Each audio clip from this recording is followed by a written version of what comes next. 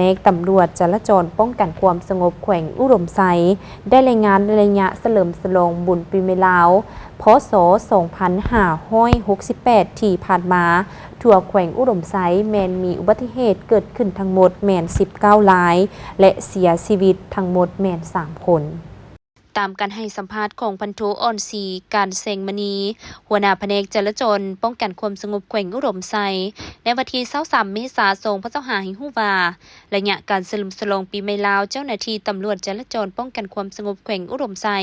ได้กะเกียมกำลังพล38สหายพาหนะสำคัญงบประมาณอุปกรณ์หับไซซึ่งได้แบ่งกำลังลงเคลื่อนไหวจัดสรรระเบียบตั้งจุดกวดกาความไว้ของผู้ขับขี่ประจำป้อม24ชั่วโมงหับแจ้งความจุหอยเหตุและประสานงานกับกู้ภัยเพื่อเกี่ยมพร้อมรับมือการเกิดอุบัติเหตุตามท้องถนนอย่างทันการระยะการเฉลิมฉลองปีใหม่ลาวพศ2568เริ่มแต่วันที่11-17เมษายน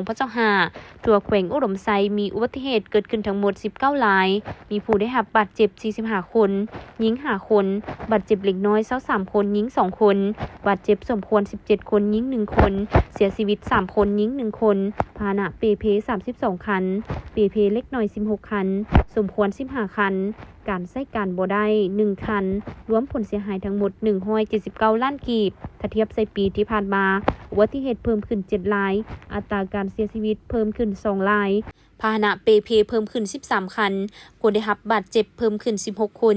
สาเหตุหลักของการเกิดอุบัติเหตุแม่นเมาแล้วขับขี่และบ่ปฏิบัติตามกฎระเบียบจราจรทางบก